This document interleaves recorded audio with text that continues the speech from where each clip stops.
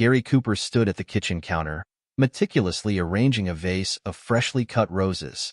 Their soft petals, a deep crimson, matched the wine he had chosen, a bottle of Chateau Margaux, Ginger's favorite. He had always been the kind of husband who paid attention to the little things, the small details that made his wife smile. Their relationship had been built on those moments, the quiet gestures of love that said more than words ever could. 18 years of marriage had taught Gary many things, but above all, it had taught him the importance of effort. He wasn't the most romantic man in the world, but he tried. He worked long hours as a software engineer, the demands of his job often pulling him away from home, but he always made time for Ginger. He knew her job was equally demanding, if not more so, and he admired her ambition, her drive to succeed in the competitive world of corporate finance. Recently, however, something had changed. Ginger had become more distant, her laughter less frequent, her touch more hesitant. Gary had noticed, of course, but he had brushed it off, attributing it to stress. Everyone had rough patches, he told himself. Tonight would be different. Tonight, he would remind her of the bond they shared. He had taken the day off to prepare, wanting everything to be perfect. The dining room was transformed into an intimate oasis, the table draped in a crisp white cloth, with silver candlesticks flanking the centerpiece of roses. The candles cast a warm, flickering light across the room, creating an atmosphere of romance and tranquility. He had prepared her favorite dish, coq au vin, following the recipe she had loved from their honeymoon in France. The smell of garlic, wine, and herbs filled the air, mingling with the faint scent of the roses. As he stepped back to admire his work, a small smile played on his lips. It had been a while since they had a night like this. Work had consumed them both, and the stress of their careers had taken a toll. But tonight, he hoped, would rekindle the connection they once had. The anticipation of seeing her face light up filled him with a sense of satisfaction. Gary glanced at the clock on the wall. It was just past 7 p.m. Ginger had texted earlier, saying she'd be home by then, but there was no sign of her yet. He reached for his phone, sending her a quick message. "Hey, everything okay? Dinner's almost ready. Can't wait to see you." He hit send and set the phone down, trying to push away the creeping unease in his gut. As the minutes ticked by with no response, Gary found himself pacing the length of the dining room. He poured himself a glass of wine to calm his nerves, the rich liquid swirling in the glass as he took a sip. The wine was smooth, velvety, but it did little to soothe the growing anxiety gnawing at him. He tried to rationalize the situation. Maybe she was stuck in a meeting, or maybe she had stopped to pick something up on the way home. But with each passing minute, those excuses felt more and more hollow. Finally, after what felt like an eternity, he heard the familiar sound of Ginger's car pulling into the driveway. Gary's heart lifted, and he quickly set his glass down, moving to the front door. He flicked off the lights in the hallway, leaving only the soft glow from the dining room to greet her. He could already picture the surprise on her face, the way her eyes would widen in delight. But as he reached the door, something made him pause. The car door slammed shut, but instead of the sound of her footsteps approaching the house, there was only silence. He didn't know Ginger is already there and upstairs, Gary frowned, his hand hovering over the door handle. He waited, straining to hear the familiar click of her heels on the pavement, but the quiet stretched on. An uneasy feeling settled in his chest, a cold, creeping dread that he couldn't shake. Slowly, he opened the door and stepped outside, the cool evening air hitting his face. Ginger's car was parked in the driveway, but she was nowhere in sight. The front door was slightly ajar, and Gary's heart began to race. "Ginger," he called out, his voice barely above a whisper. There was no response. He stepped inside, the door creaking as he pushed it open further. The house was eerily quiet, the only sound the distant ticking of the clock in the hallway.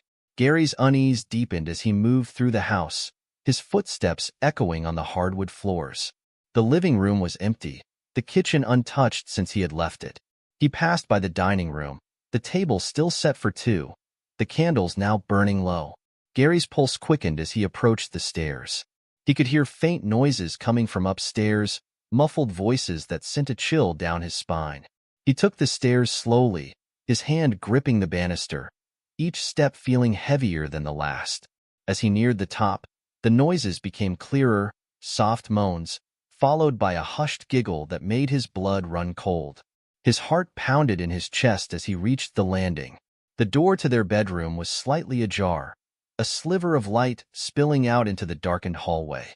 Gary felt like he was moving in slow motion as he pushed the door open, his hand trembling. The scene that greeted him was like something out of a nightmare. There, in the soft glow of the bedside lamp, was Ginger, naked and straddling a man who was equally undressed. Gary's mind struggled to process what he was seeing, the image burning itself into his brain. The man beneath her was none other than Charlie, his best friend. The room spun around him, his vision blurring as he tried to make sense of the betrayal unfolding before his eyes. His legs felt like they might give out beneath him, his breath coming in shallow, ragged gasps. He wanted to look away, to unsee what had just been burned into his memory, but he was frozen in place, unable to move, unable to speak. Finally, Ginger noticed him standing in the doorway. Her eyes widened for a brief moment, a flicker of shock passing over her face, but it quickly turned into something else, something cold, indifferent.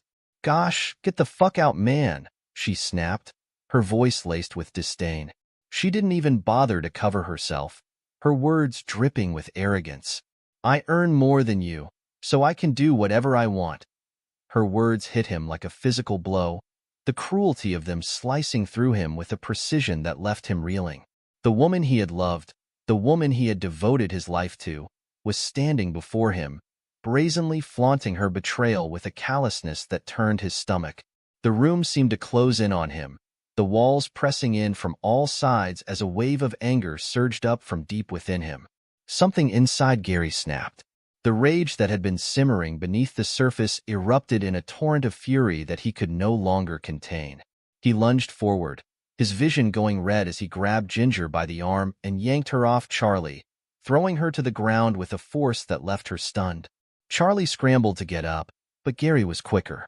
He slammed the door shut, locking it behind him, trapping them both in the room. There would be no escape, no running from the consequences of their actions. "Gary, what the hell are you doing?" Charlie stammered, his voice trembling as he tried to pull on his clothes, his movements frantic. But Gary was beyond words. He grabbed Charlie by the throat and slammed him against the wall, his grip tightening as he felt the adrenaline surging through his veins. The betrayal, the pain, the humiliation, it all came pouring out in that single, violent act. Ginger screamed, trying to pull Gary away, but he shoved her back with a look that silenced her. She had made her choice, and now she would face the consequences. The man she had taken for granted, the man she had thought would always be there, was gone, replaced by someone she no longer recognized. With his free hand, Gary pulled out his phone and dialed, his voice cold and devoid of emotion as he spoke. "You're going to regret this," he growled, his words a promise of the reckoning that was to come. "Both of you." And as he made those calls, summoning the people who would bear witness to the destruction of the lives they had built on lies, Gary knew there was no turning back. When Ginger's parents, Margaret and Fred, pulled up to the house, they immediately sensed that something was wrong. The usually warm and inviting home was shrouded in an unsettling stillness, its doors closed as if to contain the storm brewing inside. They exchanged worried glances as they stepped out of the car, their hearts heavy with dread. Meanwhile, Elizabeth, Charlie's wife, arrived shortly after, her confusion evident as she hurried toward the front door. She had been in the middle of preparing dinner when Gary's call had come through, his voice tense and urgent, leaving her with a gnawing sense of unease. Gary stood in the doorway, his face a mask of cold fury.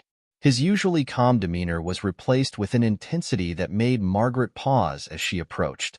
Behind him, the scene was one of utter disarray. Ginger was huddled on the floor, her face pale, her eyes wide with shock and fear.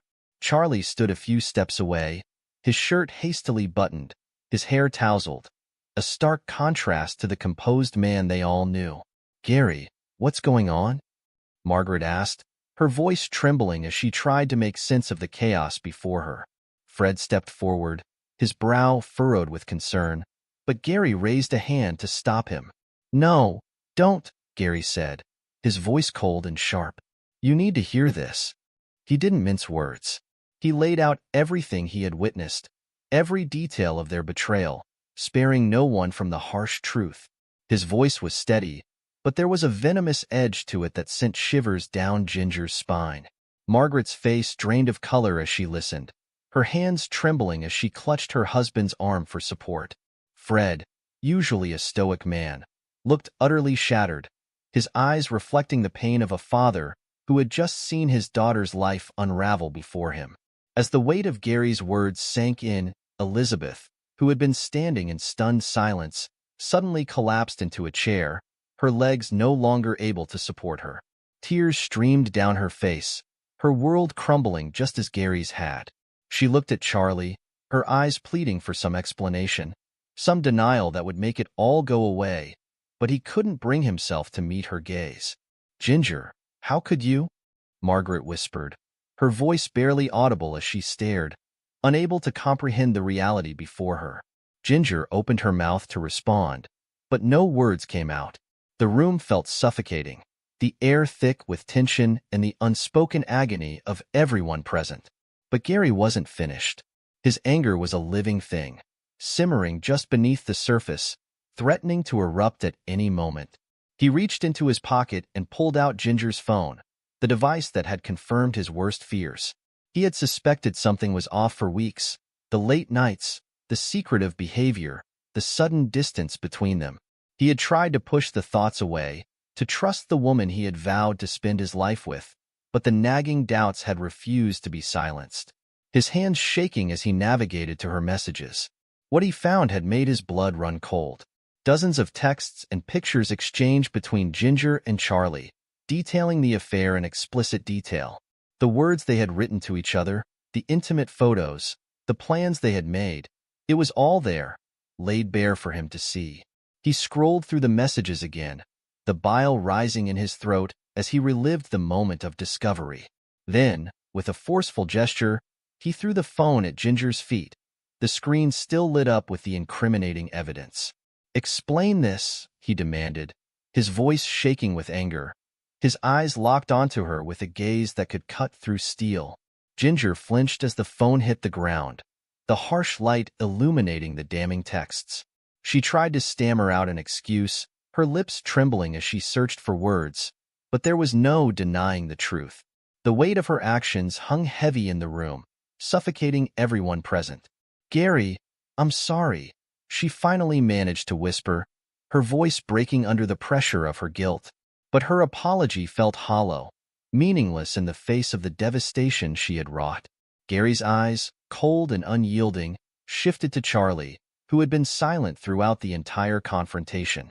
The man who had been his friend, his confidant, now stood before him as a betrayer, a snake in the grass who had destroyed everything they had built. "And you," Gary spat, his voice laced with venom, "you were supposed to be my friend.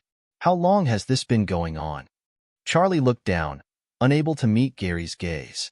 His face was a mixture of shame and regret, but there was also a hint of fear in his eyes as he realized the full extent of the damage he had caused.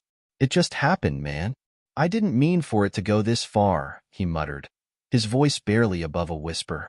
The words sounded weak, pathetic even, as if they could somehow absolve him of the betrayal he had committed. Gary laughed, a bitter, hollow sound that echoed through the room, devoid of any real humor. "You didn't mean for it to go this far?" he repeated, his voice dripping with sarcasm. "You didn't mean for it to destroy our lives? Is that what you're trying to say?" Charlie flinched at Gary's words, his face contorting in pain as he realized there was no escape from the consequences of his actions. The truth had been laid bare, and there was no way to undo the damage that had been done. The room was thick with tension, the air charged with the unspoken rage and sorrow that hung over them like a storm cloud. Gary took a deep breath, trying to calm the storm raging inside him. His hands were trembling, his mind racing as he fought to keep control. But then he remembered the plan that had been forming in his mind ever since he had discovered the affair. The plan that would ensure they all felt the same pain he was feeling, the same sense of betrayal and loss. He took a step back, his eyes still fixed on Ginger and Charlie. "You've both made your choices," he said, his voice cold and detached. "Now you're going to live with the consequences." He turned to Margaret and Fred, who were still reeling from the shock of what they had heard. "I want you to take Ginger with you," he said, his tone leaving no room for argument. "She's no longer welcome in this house." Margaret started to protest, but the look in Gary's eyes silenced her. She knew there was no reasoning with him, not after what he had just witnessed. Fred nodded slowly, his face etched with sorrow as he moved to help Ginger to her feet. She went willingly, her head bowed in shame as her parents led her out of the room. Gary then turned to Elizabeth, who was still sitting in the chair, her face streaked with tears. "Elizabeth," he said gently, his voice softening for the first time since the confrontation began, "you deserve better than this. Take whatever time you need, but know that you don't have to face this alone." Elizabeth looked up at him, her eyes filled with gratitude and sorrow.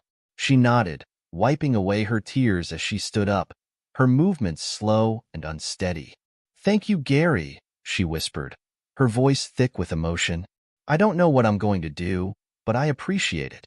As they all filed out of the house, Gary was left standing alone in the empty living room, the weight of everything that had just happened pressing down on him like a ton of bricks.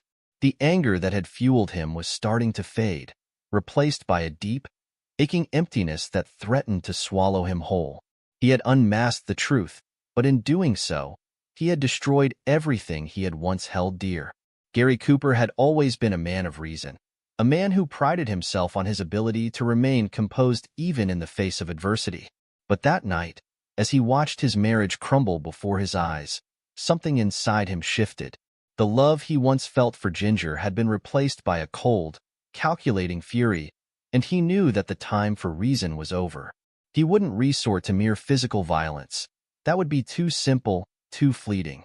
No, he would dismantle their lives piece by piece, ensuring that the pain they had inflicted on him was returned tenfold. As the door clicked shut behind Ginger, Gary felt a wave of numbness wash over him. He stood in the center of their once warm and inviting bedroom, now tainted by the betrayal that had occurred within its walls. The scent of sweat and guilt still lingered in the air, mixing with the faint fragrance of the roses he had carefully selected earlier that day. The irony of it all twisted like a knife in his chest. Gary's eyes fell on his laptop, sitting on the desk across the room. It had been a silent witness to the evidence he had uncovered. A digital Pandora's box filled with the damning messages and photos that had confirmed his worst fears. He crossed the room with deliberate steps, each one echoing with the finality of what he was about to do. He had spent hours combing through Ginger's phone after his initial discovery, compiling everything he could find. He had been methodical, ensuring that nothing was overlooked, that every incriminating detail was documented and backed up in multiple locations. The more he found, the more resolute he became in his decision. This wouldn't be a simple confrontation. It would be an execution of their lives as they knew them. Gary sat down at the desk, the screen of his laptop illuminating his face with a cold, blue light. He opened the folder labeled Evidence, the contents of which were enough to destroy both Ginger and Charlie's personal and professional lives. There were text messages exchanged at all hours of the night, filled with promises, lies, and shared secrets that should have been his alone to know. There were photos, too, intimate, explicit images that left no room for denial. With a steady hand, Gary opened his email client and began composing a message. The recipient field was already populated with the address of Ginger's boss, a man known for his strict adherence to the company's morality clause. The subject line was simple, urgent, morality clause violation. He attached the files, ensuring that the most damning evidence was highlighted, and then, with a deep breath, he hit send. The sound of the email being dispatched was strangely satisfying, like the snap of a lock sealing Ginger's fate. Gary's eyes flickered to the clock on the wall. He knew it wouldn't be long before the fallout began. He could already picture Ginger's boss receiving the email, his eyes widening as he scrolled through the evidence. The consequences would be swift and unforgiving. Infidelity was grounds for termination at her company, and there would be no leniency, no second chances. "I've already sent this to your boss, Ginger," Gary said calmly, turning to face her as she stood frozen in the doorway, her face ashen with fear. He watched the blood drain from her face, her eyes widening in horror as she realized the full extent of what he had done. "And Charlie," he continued, his voice steady, "your wife will be getting the same evidence, along with a petition for divorce. I've hired the best lawyer in town to represent her." The words hung in the air like a death sentence. Charlie, who had been hastily dressing in the corner, stopped dead in his tracks. His face paled as the reality of the situation set in. He knew Gary wasn't bluffing. He had seen that cold determination in his friend's eyes before, usually directed at business rivals or tough negotiations, but never at him. The realization that he was now on the receiving end of Gary's calculated wrath was almost too much to bear. Elizabeth, who had been sitting quietly on the edge of the bed, her body racked with silent sobs, looked up at Gary, her tear-streaked face filled with anguish. "You don't deserve this, Elizabeth," Gary said softly, his voice losing its edge as he addressed her. "But you deserve the truth. I'm sorry you had to find out this way." Elizabeth nodded, her lips trembling as she tried to form words, but the emotional toll had left her speechless. She simply stared at Gary, her eyes reflecting a mix of gratitude and despair, as if she were torn between thanking him for his honesty and hating him for the pain it had brought her. Ginger, her voice breaking through the tension, took a tentative step toward Gary. "Gary, please don't do this. We can fix this. We can go to counseling." Her voice was a desperate plea, filled with the hollow hope of a woman grasping at the last threads of a life she had unraveled with her own hands. Gary shook his head slowly, his eyes hardening as he looked at her. "There's nothing to fix, Ginger. You made your choice, and now you'll face the consequences." His words were like a final nail in the coffin of their marriage, each one driving deeper into the heart of what they once shared. Without another word, Gary turned his attention to Charlie's clothes, which were strewn haphazardly across the room. He walked over to the bed, methodically picking up each article of clothing, his movements deliberate and controlled. Then, with a flick of his wrist, he tossed them out the window, watching as they fluttered down to the driveway below. "Get the fuck out," Gary said, his voice cold as ice, leaving no room for argument. "Both of you. And don't ever come back." Charlie didn't hesitate. He grabbed a sheet to cover himself and bolted out of the room, his footsteps echoing down the hallway as he fled the scene of his betrayal. He didn't dare look back, knowing that the man who had once been his closest friend was now his greatest enemy. Ginger, however, lingered, her eyes filled with desperation. She looked at Gary, searching for any sign of the man she had married, the man who had once looked at her with love and devotion. But all she found was a stranger, a man whose heart had been shattered and whose soul had been replaced with a vengeful resolve. "Gary, please," she begged, her voice barely a whisper as tears streamed down her face. "I'm sorry," but Gary had no sympathy left to give. The woman he had loved with all his heart had thrown it away for a cheap fling, and there was no going back. "You're dead to me, Ginger," he said quietly, his voice filled with a finality that left no room for doubt. "Now get out." With a sob that seemed to echo through the empty house, Ginger finally turned and left the room, her world collapsing around her. The door closed behind her with a soft click, leaving Gary standing alone in the silence, his heart as cold and empty as the space she had left behind. In the weeks that followed, Gary's life became a series of battles fought on multiple fronts. The legal proceedings were swift and brutal. Ginger lost her job almost immediately, the company's strict morality clause leaving no room for leniency. Their once tight-knit social circle, which had gathered at their home for dinners and parties, now avoided her like a pariah. The whispers of her betrayal spread like wildfire, and soon, she found herself shunned by everyone she once called a friend. Charlie, on the other hand, faced his own reckoning. Elizabeth, armed with Gary's evidence, filed for divorce, leaving Charlie with nothing but the clothes on his back. He moved out of town shortly after, his life in ruins. He left behind a trail of broken trust and severed relationships, a ghost of the man he once was. But Gary's thirst for revenge wasn't easily quenched. He made it his mission to ensure that everyone in their community knew the full story. He was relentless, sending anonymous tips, sharing the truth with anyone who would listen. He wanted to make sure that Ginger and Charlie could never escape the shadow of their actions. Yet, as the dust began to settle, a heavy emptiness took hold of Gary. The satisfaction he had expected never came. Instead, he was left with a hollow feeling, a void where his heart used to be. The revenge that had once driven him now felt like ashes in his mouth, leaving him to wonder if he would ever find peace, or if he was forever changed by that fateful night. Months passed, and Gary found himself grappling with the remnants of a life that had once been whole. The anger and pain lingered like old wounds, refusing to heal despite his efforts to move on. Realizing he couldn't face it alone, he began seeing a therapist, someone who could help him untangle the emotions that had taken root in his heart.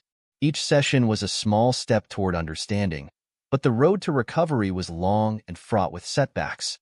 Gary threw himself into his work, using the demands of his job as a distraction from the turmoil that simmered beneath the surface. It provided a semblance of normalcy, a routine that kept him from sinking too deep into despair. But outside of work, the memories of that fateful night haunted him. They replayed in his mind like a broken record, each recollection more painful than the last. He tried dating again, hoping to fill the void that had been left behind. But every relationship felt hollow, as if he were merely going through the motions.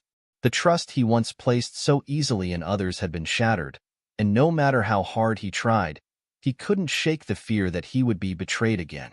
One afternoon, while cleaning out the attic, Gary stumbled upon an old photo album. It was tucked away in a dusty corner, forgotten amidst the chaos of his life. As he flipped through the pages, he was transported back to the early days of his relationship with Ginger. The smiles, the laughter, the love they once shared. It all came flooding back, bringing with it a wave of bittersweet nostalgia. Closing the album, Gary felt a deep ache in his chest. He realized that he had been living in the shadow of the past, allowing the pain of betrayal to consume him. The revenge he had sought, the destruction he had wrought, had left him with nothing but emptiness. It was time to let go. Determined to make a fresh start, Gary decided to sell the house.